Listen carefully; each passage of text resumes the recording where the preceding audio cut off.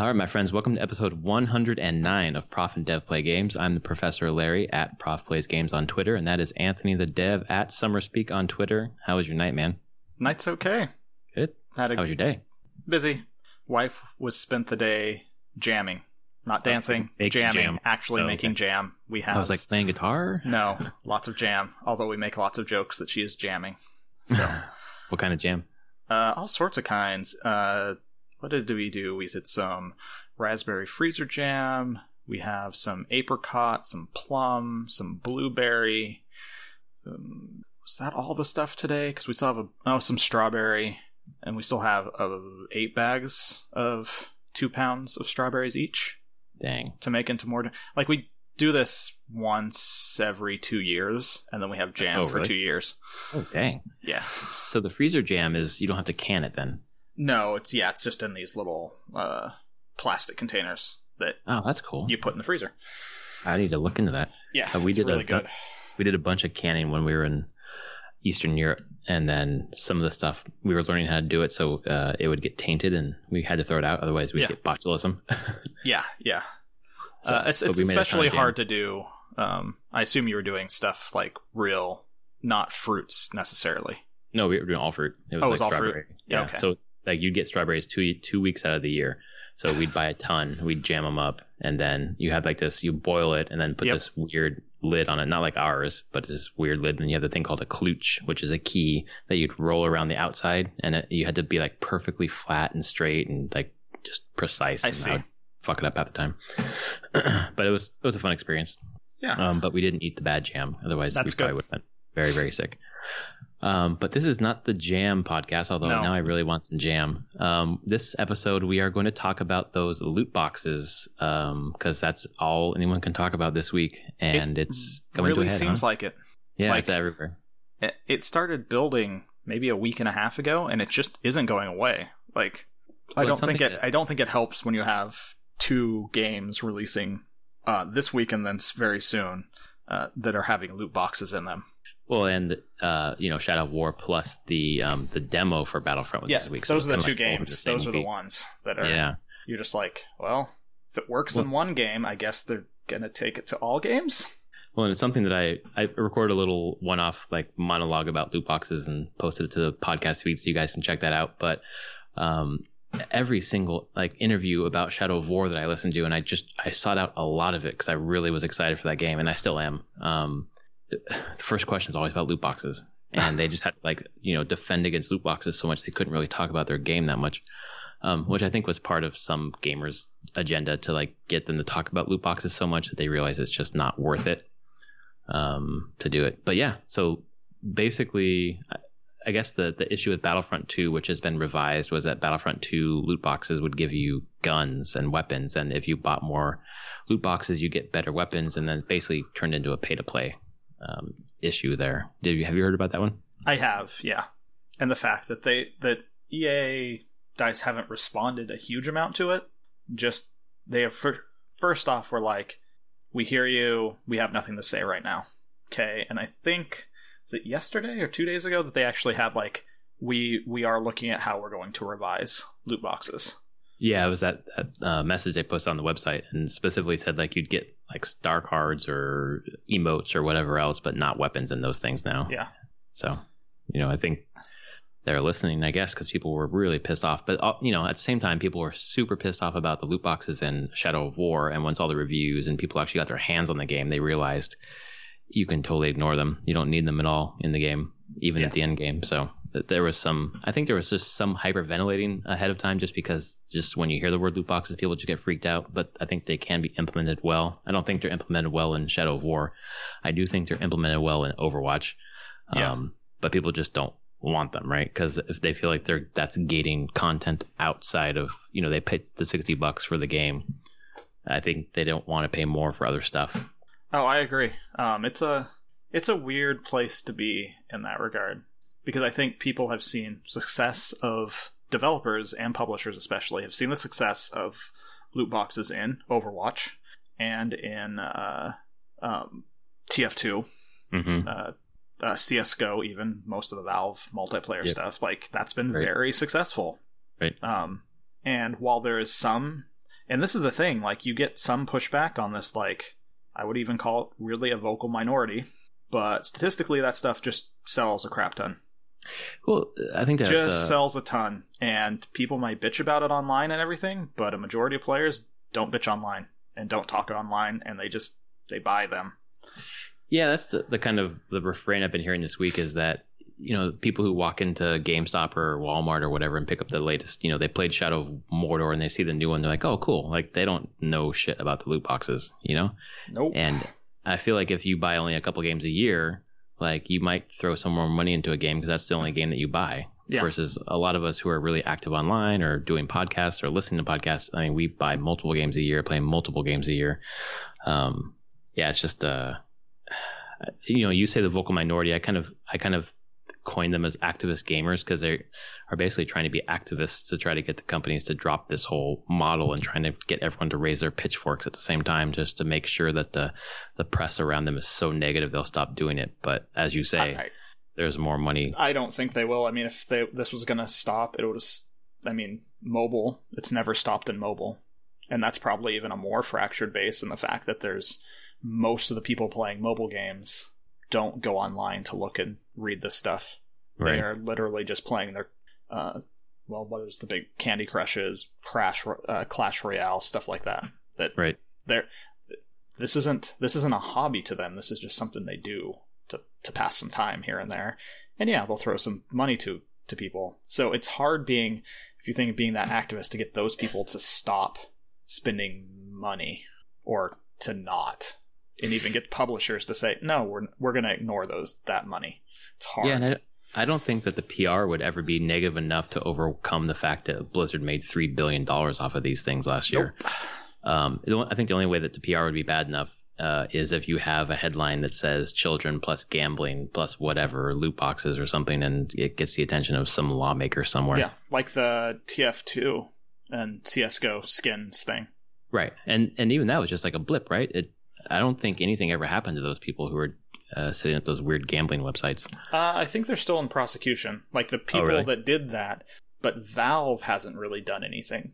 Like they haven't had to change their policies really. Yeah, exactly. They try to crack down on that stuff and police it a lot more themselves. The secondary market type thing, but it's hard because I also saw this coming up because people talk about this as gambling and why isn't this treated as gambling? And the Rami developer I follow from Vlanvir, he said that a couple of years ago he did consulting for a company making free-to-play game in Europe, and the current thought in the industry and from governments and everything was that loot boxes and like random pack type stuff digitally is not gambling because it's worth nothing. Oh, it is a zero value. It's digital bits. Like there isn't a monetary value to that thing. Right. There's no market. You can't sell it. Yeah. Then does that mean that they think that Magic the Gathering is gambling? Because I could sell those cards. Secondary market doesn't matter. Oh, I see what you're saying. Wizards of the Coast isn't doing a thing where they're giving you money for rarer cards or anything. Like what you do with it after the fact, that's your fault. I see. But Wizards isn't doing a damn thing. A card to Wizards doesn't matter the rarity of the card. It's all made in the same stock. Right. So it's all like a half a penny or whatever to make. Like baseball cards aren't considered gambling. Never have fallen under that. It's the same thing. Like that's the way that I perceive it. You know, if I think about like buying Hearthstone boosters or whatever, I don't buy loot boxes, but if I did, it's the same thing as buying a Magic the Gathering pack. You know, I bought probably like 100 of them just because I wanted to. I don't know. I just liked opening up packs, I guess, and making new decks or whatever. But that wasn't gambling either. You're buying this thing that you get to keep. I don't know. You're getting random items. It's in the same way as a coin op like toy machine at the pizza parlor. Is that gambling? Right. The states don't consider it gambling. The federal government, U.S. federal government, doesn't consider it gambling. Right, because you're entering into that contract saying, I'm going to pay money to get one of these things. One of these things that are all theoretically to that company worth the same amount of money.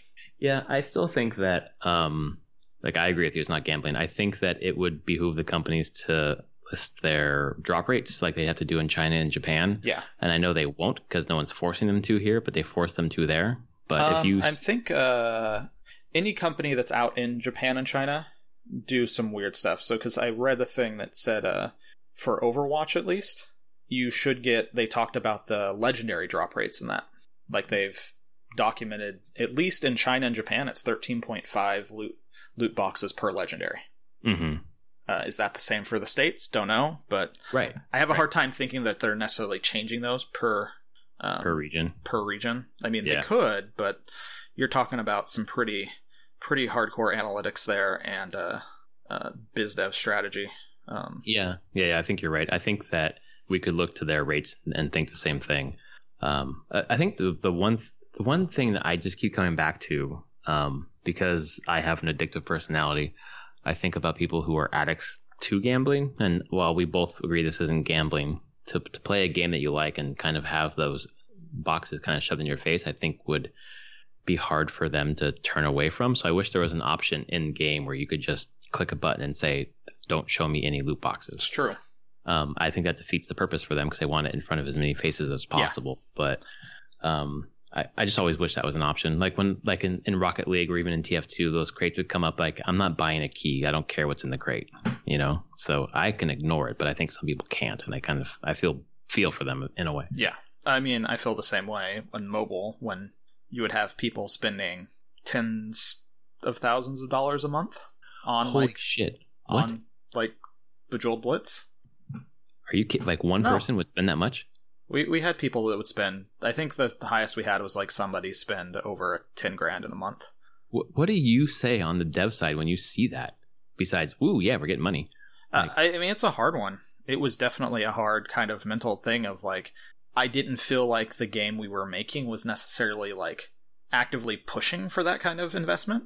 Like we presented the fact like you can buy coins. There are things you can buy with coins. You can play the game and earn those coins. Or you can spend this crap ton of money. So it's definitely one of those things where I'm like, I don't know what the solution is for that. I mean, that game was powered purely by free to play. Right. So we can't take it out unless we just want to be a straight free game and ad revenue, which ad revenue doesn't even come close to free to play revenue. Well, I think a lot of so people it's just one of those things where it's like, we didn't do what I consider we call dark patterns. We didn't try to trick people into buying it or anything like that. We were very upfront about like, this is what you get, and you don't need to buy these. Like, yeah, I think the problem that people have is that I think we all understand the free-to-play model, but to see the free-to-play model infiltrate $60 a pop games, people get upset about because they're like, well, I paid the $60 for this game, I should just get it. But I think they're not, maybe they do realize, but the issue is like those games should be more than $60. Yeah. It should be like $80 for a base game or whatever. It hasn't raised up in a long time, and the cost of AAA games is just blown up. So this is all extra ways of people trying to recoup investment on these games that cost upwards of $100 million to make. Right. And I also think it's like shareholder pressure. Like they want to see them putting these things in there because they know it's going to make money.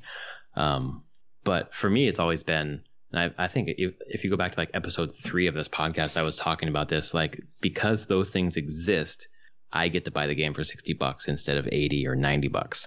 Yeah. So great. Thanks, Wales, for subsidizing me. And you know, it's just, I think the people who are really upset about it are the ones who just wouldn't buy the loot boxes. So just don't buy them. Yeah.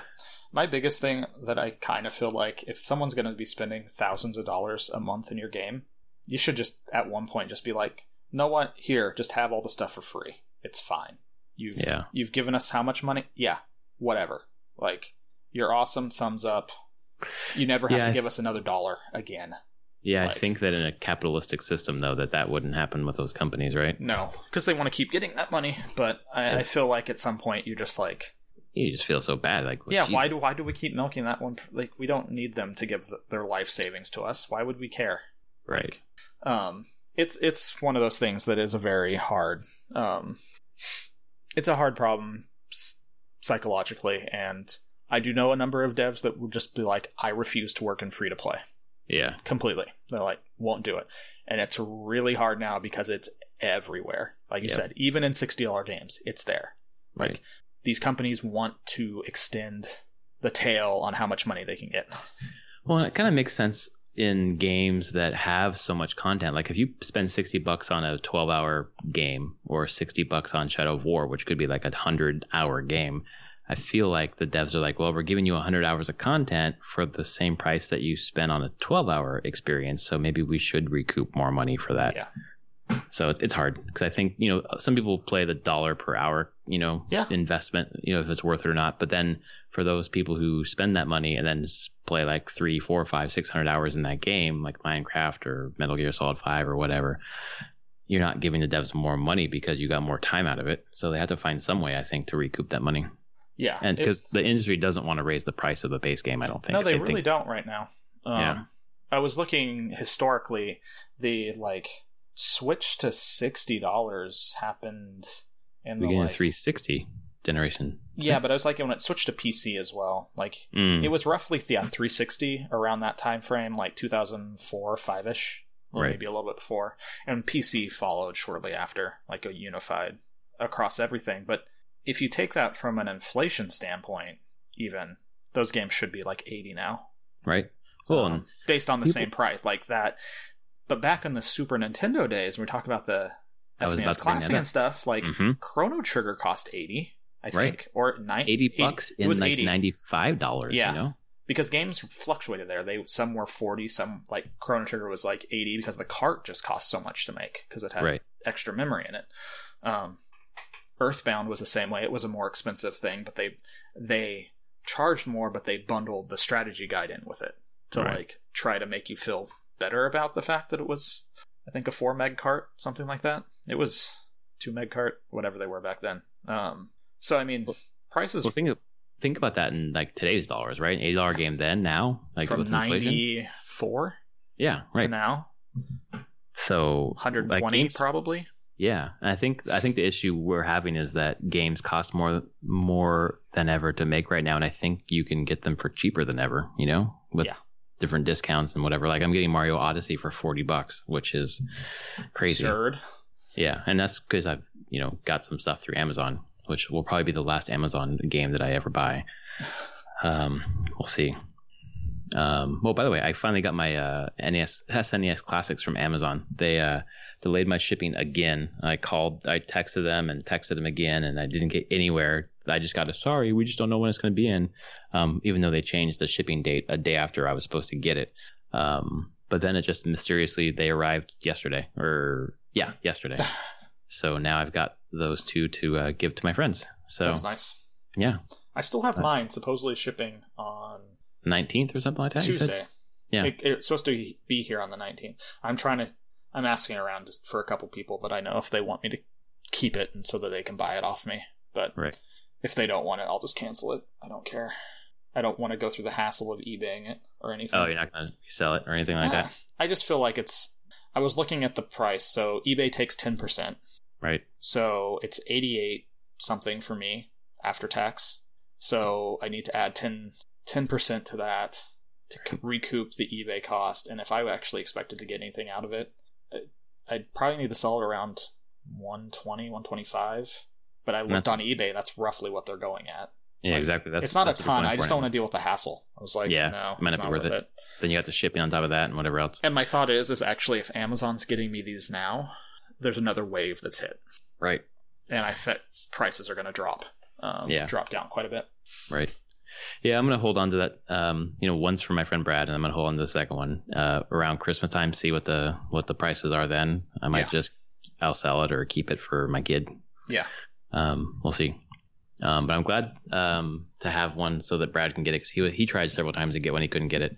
And then we're going to mod ours just like you did and get Turtles on there and Turtles in Time. So easy. I put Turtles in Time on that. Did you? Yeah. That's that and Chrono Trigger and Illusion of Gaia are the 3 that I want to add for sure. Oh, sorry. Uniracers too. Oh, yeah. God, I love Uniracer. Wasn't that a Blizzard game? No. Was it Blizzard? Rockstar? Was it Rockstar? I thought it was Is Rockstar or Blizzard? Not Blizzard, because Blizzard was Rock and Roll Racing. DMA Design. Which is Rockstar, I think. Like Google DMA Design. That is Rockstar. It's Rockstar North. Yep. So, damn, that was a good game. I love that game. I remember that game. That was ridiculous. Oh my god. But then they had to stop selling it for some weird reason or some sort of rights issue or something. I don't know. So yeah, loot boxes, blah. Yeah, they're there. They're going to be here for the stay. I hope that the trend dies off a little bit. Like, yeah, they're kind of ramping up right now. It's kind of they are, and if you think about it, it was very, very successful with TF2 Overwatch. Overwatch really showed that, hey, we can do this in a non free to play thing really well outside of Valve's controlled marketplace. Right. Like, here you go. And then you saw other people kind of dabble into them, like Rocket League. But now you're seeing the other AAA games go, oh, they're making a lot of money on it. Let's try to put this in our game. Yep. Which happens all the time. Everyone follows whatever the current trend is. Like, right. No one wants to leave that money on the table, and then everyone gets fed up with it, and then they go away. Right. Or it's adapted. Yeah. I would say, actually, more than anything, right now it's really on the nose that they're all freaking boxes. Like, they even try to make them loot boxy type things, where I'm like, if you just change the presentation of this a bit, integrated it a bit more into your game, people probably wouldn't have nearly the reaction as they are. Right. Because they look very tacked on to a lot of these games right now. Well, it's interesting the way that they were implemented in Horizon Zero Dawn. Yeah. Where obviously it was just in-game currency and just buy them from the vendors on the path or whatever. Yeah. I think, Assassin's Creed Origins is doing the same thing. Just like loot boxes, but they're in the game. You can't buy currency to buy them. But yeah, it's just, I feel like as soon as like anyone catches a whiff of them being in the game, it's just like the press cycle is just inundated with that for those games. So yeah, but it's just they make too much money. Yeah, and then part of me is like that. Like, if anyone's smart as a developer and think about it, they will use similar mechanic, because it's really just a mechanic to give out random items. Right, because we love random rewards. Exactly. For whatever reason, I mean, I played a crap ton of WoW and Diablo. I love me some random loot. That fucking loot, man. Yeah. And so it's really, like I said, it's very easy to tack on to games, but it's very hard to integrate in a useful way. Yeah, that's why I think Overwatch hit it, because it was all cosmetic, and to be honest, like I had my favorite characters. I really wanted those really awesome skins, but I never bought boxes for it. I feel like I got enough playing the game. Yeah, and it's never needed. It's just, here's some extras for you. Now, whenever you talk about like Shadow of War or Battlefront, like, that was dropping some things that are like, no, this has gameplay mechanic functionality. Right. That's different. Like, people aren't necessarily coming to those games looking for that random loot. Right. Like, they're not going to play Diablo or something like that. These aren't considered like loot games. Well, it's crazy. Maybe Shadow of War kind of is. Shadow of War is now, because you can get all the different equipment for your character. Yeah. And it's got, like, the purple legendary, the whatever. God, I've watched and listened to so much about Shadow of War just to like sate myself so I don't buy the game. And I would say, like, when you talk about Horizon and its loot boxes, like, even the items you could get in there weren't great. They weren't fantastic. Like, the game itself had a little bit of lootness to it with the, like, was it whatever that you could slot into your gear, whatever those things were. Runes? The runes, yeah. Yeah, you could put them in there, and those were kind of the random thing, but these weren't like Diablo-style legendaries with crazy abilities. It was just stat bonuses. Like, so they never felt like they were like the most needed thing in that game. I would never say Horizon is a loot-based game. Like, no, it's much more focused on the skill side of the combat, not the random stat side. Yeah, I think of Diablo or Destiny, I guess, as loot-based games where it drops something you identify or open up or whatever. Well, I guess which is very funny in those games that they don't. Diablo pulled out the auction house stuff, but they never even offered loot boxes like this. And those games are purely about loot. Like, they want people to play the game to get the loot. Yeah, could you imagine Diablo 4 where, like, you buy the loot boxes? Like, no. Blizzard already learned their lesson with the auction house, with Diablo 3 going, like, that was the wrong choice. Like, we thought people wanted something like this, and some people did, but it ruins the game. Right. It's just easy money. Activision, which owns Blizzard, I guess, but just the big companies, like, there's just so much money on the table. Like you said, it's just hard to walk away from that. Yeah, it's a hard thing. I don't know.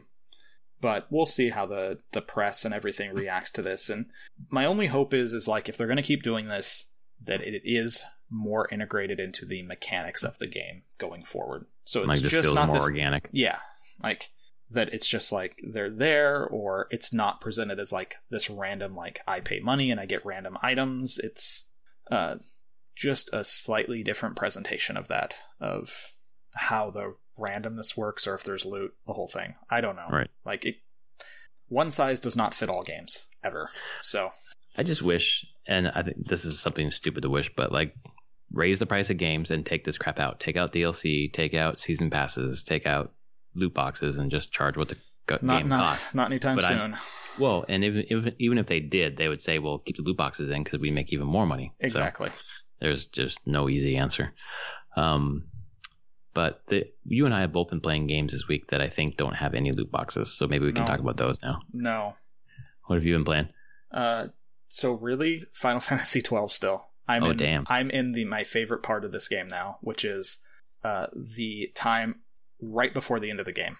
So if I want to, I could finish the game in an hour. Oh, okay, so you're real close. But I'm not going to, because now I have every hunt available. I have every area in the game available. Every side quest available, and I just go to town in this game at this point. Like, so you're just doing a bunch of optional content at this point. Yes, and this game is so much optional content. Like a ridiculous. This game was so late because I can't believe the amount of stuff they put in this game that is not part of the main quest. So you're saying it was delayed, like originally? It was like 2 years late. Oh, okay. Not this remake, but the original one. The original one was about 2 years later than they had wanted it.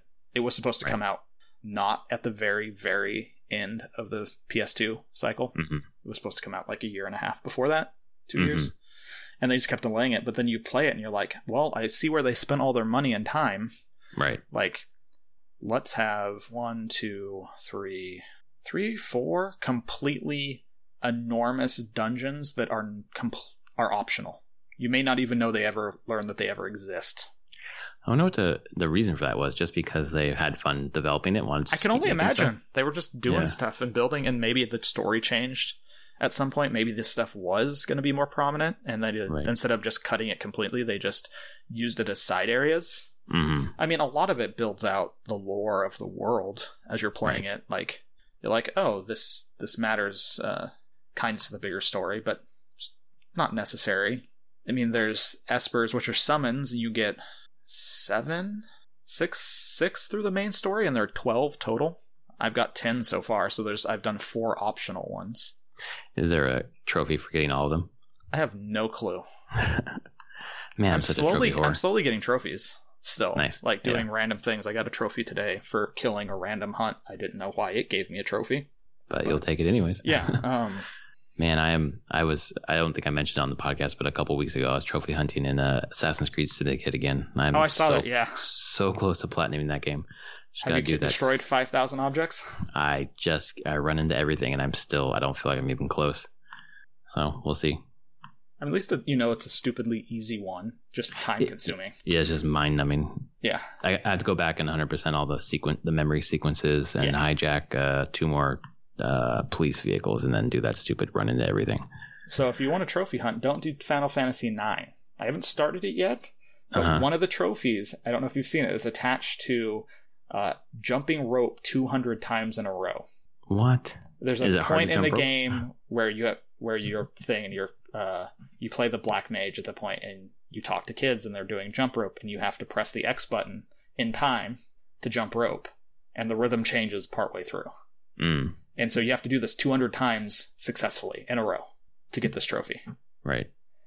Which you're like, that can be... No, it's 200 times without fucking up. So then you get to like 198 and you mess up, and it's just like... Yeah, it probably took you like 20 or 30 minutes to get there in the first place. Right. Yeah, that sounds terrible. I'm not doing that.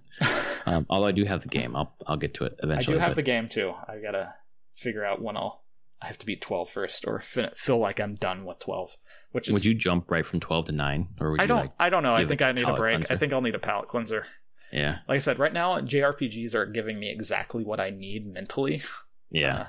Especially now with 12, like doing this side stuff is really fun for me. Like, I have my notes out now. I'm going through, just going to crazy places and this is when you start getting really cool fights where you feel really cool when you set up like your team with amazing gambits and you can just watch it go off perfectly. And you have to set up those gambits perfectly for the boss that you're fighting. So there's a certain level of mastery to the system now. So. The system's heaviness of that game sounds pretty rad. Yeah, I love it. I absolutely do. Like, totally underrated Final Fantasy. And I think it's not so much anymore. I feel like it's definitely getting, with the Zodiac Age coming out, people are like, oh, this was just ahead of its time more than it was bad. Exactly. So 12 you played this week. Anything Bravely else? Default on my commute still. Kind of doing more of the story in that. All I have to say about that game is, or to say Bravely Second, is you can tell that it was a very fast follow sequel. Oh. It's the same world. So is it almost like a Majora's Mask kind of thing? Kind of. I mean, it's the same world. You even go to the same dungeons sometimes. Oh. Like, a little bit. They alter it a bit. Like, it's like, remember that first game? But it's different because a couple years have passed. Like, it's a direct continuation of the storyline. So there's part of me, I mean, I like it, but it's very much like, okay, I've played the first one. You're just giving me more of the first one, basically. Wasn't the first game where you beat it and then had to beat it again? Like, yeah, didn't you have to go you had to through beat it twice? like 16 times or something like that. Not the whole game. You had to beat the bosses again. Oh, okay. Yes. Huh. So then the sequel gives you more the same stuff. Kind of the same stuff, like revisiting the world 2 years later. So things have changed. People are in different places. You're not playing the same party of people. Right. But you're interacting with people from the first game. So, I don't know. Like, I can see why it's probably doesn't have as much, like, following and fanfare about the second one. Because you're like, okay, it's just more of the same. Which is good. Yeah, but it's nothing if you liked like, it, yeah. Yeah, it's nothing that's like, oh my god, this is the next greatest thing for RPGs. But that team is doing Octopath Traveler. Right, which is, I mean, just from the demo at least, totally different. Yeah. Speaking of Octopath Traveler, how are we on Switch Watch for you? I have actually I have an Amazon pre-order in for the... oh, that's right, for the Odyssey bundle. The Odyssey bundle. We'll see if I get it. They haven't dated that one. So I'm at least waiting to see if it happens. Right. Like, if it's ever going to happen. If not, I'm just going to get one. my guess is that Amazon's going to fuck that up somehow. Oh, I'm sure it will. Like...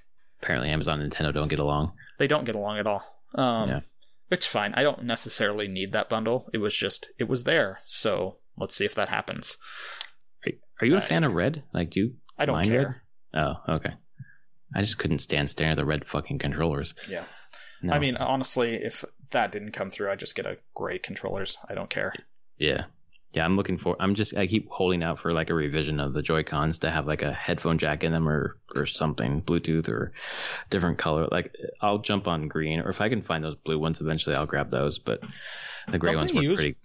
They don't use Bluetooth for their communication to the Switch? I'm pretty sure they do, which is why people were saying it's confusing why there's no Bluetooth headphone components. So, I mean, they're a very compact thing with a bunch of stuff in them. So yeah, exactly. I get that they might be out of space premium for like CPU process, like how big of a processor and stuff in there to make. Well, and that HD rumble in the Joy-Con and whatever. I thought it'd be a bigger deal. Like I bought a dongle so I could use Bluetooth with it. So I just plug it into the headset. But honestly, I play most of my games with no sound right now, except for the one I'm playing right now because it needs sound. So I don't. What are you playing? Samus Returns. Yes, I finally beat. So I said I was going to beat Lost Legacy and Mario Rabbids before I got into Samus Returns, and I finally beat Mario Rabbids yesterday. So I'm playing Samus Returns, and then you just need the music for that one. It's just so atmospheric. Yes. Just like Super Metroid. It just sounds good. I swear to God, I thought I was good at video games. I have died to the second Metroid like 30 times. The second Metroid. So I don't know if you remember it, but you go in and it kind of like flies in a U-shaped pattern, and then one part of it'll like flash where you can do your counter, and the other one like flashes blue, and I guess you just jump over it and wait for it to flash the other one again. Yeah. Oh, it's the electric one. Yes. So yeah, like you need to wait for. There's a specific like it won't. there's one part where the front of it doesn't necessarily flash. It just starts looking electrical. Right. You want to jump over that one. Exactly. So that's what I've been doing. But I was in bed trying to be quiet anyway. So the clicky, I was trying not to click too much, but I was just like, I just couldn't do it. I was like, all right, I guess I'm just tired. So I'm going to, after the podcast, and I'm going to do it down here where there's no one listening. So I can just I'm going to fucking beat this one and then get it done with. I just felt super dumb at the second. You're going to feel bad when you get later in that game. Exactly. When you start fighting the bigger Metroids, and man, did I die a bunch on some of those.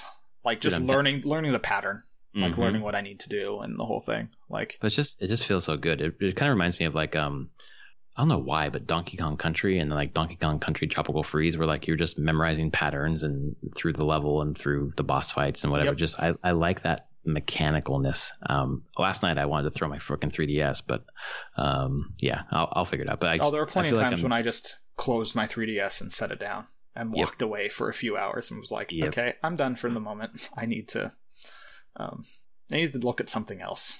That's a safer way to do it, especially since it's this new 3DS or new TDS. I spent some money on that, so I don't want to break it. Yeah. So I'm playing that. It's just beautiful. That game's rad. I'm super excited to have that be the game I'm playing now. I played some Death of the Outsider. I played through the first chapter. I like it better than Dishonored, the one that I played before. It's okay. The thing that's interesting about it is you can choose your difficulty, and I don't mean hard, medium, or easy or whatever, but you can custom make your difficulty. So you can every single piece you can change the system. So you can have the guards are more aggressive or less aggressive, or their vision cone is this big or that big, and you get more health from this or less health from that. You can change literally every single component, so you can make a custom, which is pretty cool. That seems like it could get overwhelming though. Well, there's lots of options for sure. So that I played through the first level. I really, actually, you know what? I liked it more than I'm saying I did. I quite enjoyed it.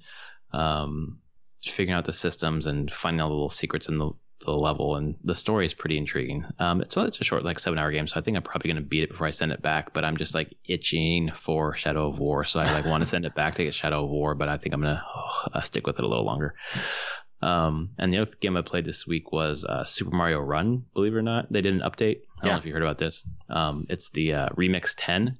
So it's just a series of 10. It's almost like Mario Maker, where they had the just short levels all put together. But anyway, it's 10 short levels, and by short I mean you beat them in 10 seconds, and you're collecting 3 coins along the way, and you just keep going and earning rewards and earning new loot basically for your kingdom. I liked the base game, but this one, it's super fun content just to go back and have these remixed, really short experiences. And it's really rad when I'm, holding my kid, putting her to sleep, and then I'm only going to be there for 5 minutes. So I'm okay, I can play this little thing real fast. And that's exactly what those are for. Yeah, no, it's brilliant. And I think they lowered the price right now. I think it's $5 or something for Mario Run, which, I thought it was worth it at 10, but that's a good price. Speaking of my baby, if anyone's still listening and has kids and kids don't sleep and whatever, do yourself a favor and get a sleep trainer. Once we got a sleep trainer, this kid is sleeping through the night, and it's incredible. We're getting 6 hours of sleep in a row, and then another 2 or 3 after that when she wakes up once in the night. It's unbelievable. What the hell were we doing? She hasn't even come to do the overnight stuff that we thought was going to be the hardest part. She's coming Monday and Tuesday to do that, which I don't know what we need that for, but she's going to help us with naps, which has become a bit of an issue. She's regressed a bit with naps, but the overnight is just down and out. Naps are always kind of a pain. Oh, and that part switches with kids too. Right. I've had kids kids we've known that are really not nappers. And then even my kids, the oldest wasn't as much of a napper as the youngest. The youngest, she had pretty consistent naps. The oldest never really had consistent naps. It was hard for him for us to gauge really how his naps were going to go, and he dropped his naps really early. Oh wow! Completely and totally. It was just the nap one is hard, and really in some ways I'm fine, if we can at least get the nighttime stuff worked out, fine. That's what we've I can roll with things during the day. like a lot easier than I can with waking up all the time at night. That's what we come up with too, is that it's hard to put her down, hard to keep her down right now. But if the trade-off is she's asleep from 8 o'clock at night till 4 a.m. and then goes back to sleep pretty easily and stays asleep till 7, I'll take it every single time. So hella worth it, folks. Yes. Just like, I thought the doula was the best money we spent, and it really was good money, but this is amazing. Like, to get sleep back and to get, like, we didn't talk to each other for 2 months because the kid was always asleep on us. We had to like whisper and not really talk. And now we've got the kid in the nursery. She's sleeping. She sleeps for her naps. We don't have to hold her for her naps. She's down all night. Like, we actually get to see each other and talk. It's a different experience now. It's crazy. Yeah. So I'm so glad we did it. And we didn't have to do the cried out stuff either. So yeah. It didn't come to that. That's good. Naps that's a little hard. Yeah, naps a little bit, but not anything like, she'll cry for like 15 minutes at most. Yeah. So anyway, enough about the baby podcast. So next week, Mario Odyssey is in 2 weeks. So yeah, we got a couple weeks. My whole weeks are completely off. Like, I feel like it should be later in October than it is. So yeah. I realize that we have like 2.5 weeks left in the month. So yeah, I'm at midterms now. That's crazy. That is crazy for you. Like, this semester has just obviously flown by because of the kid, but it's just like, I've lost track of everything. I mean, I'm on top of all my work and stuff, but it's just like, wow, where did the time go? Time goes very quickly. It always was, but when you have a kid, it seems like it goes even faster. Yeah, I agree. Your time becomes more regimented, I should say. Right. Well, and the schedule we're on is like, it's very regimented. Like, if the kid eats at 7, 10, 1, 4, 7, and naps at the half an hours between that. It's like, it's very consistent. And she like just took to it like water. Like, she was just desperate for that kind of consistency, which we were not doing. So it's been a lesson for us for sure. Yeah. And now we have our like consistent nighttime routine with bath, book, feed, halfway through, switch to the swaddle, feed the rest of the way, and then she's out. And it's just like, it's, you can set a watch to it at this point. Yeah. So it's great. Awesome. Anyway, yeah. So looking forward to talking next week about whatever crazy stuff comes up this week. That hopefully it's not loot box. Yes. Yeah. Both you and I agree. No, let's just. It this can is come the up last again in like a number of months. That's fine. But yeah, everyone, let's just keep it cool with loot boxes. They're here. Yes, they can kind of suck, but they are not going away. They're not going away. Just ignore them. Just don't buy them. Actually, that's the key thing. People just stopped buying them. They wouldn't be there. That's right. But who knows? That's never going to happen. Yeah. All right, man. Thanks so much for the podcast, and thanks everyone for listening. Again, this has been episode 109, Prof and Dev Play Games. If you're so inclined, check out our website, profanddev.com, and we're slowly building up our YouTube channel as well. So we're getting some Let's Plays up there and some random stuff. And apparently my Twitter feed is full of like Hungarian language. Oh, it's so good. That was tweets. Great. Jesus. YouTube decided to find, I thought it had been publishing to YouTube this entire time, but I found out today everything had failed. So I reset everything and then just uploaded everything. So there you go. There we go. Yeah. Now our podcast is on YouTube. Woo whoop. Yay. So they can listen to our voices with a blank video. It's just a static picture of our podcast logo. Yeah. Nice. All right, man. Have a great night. You too. Night, folks. Later.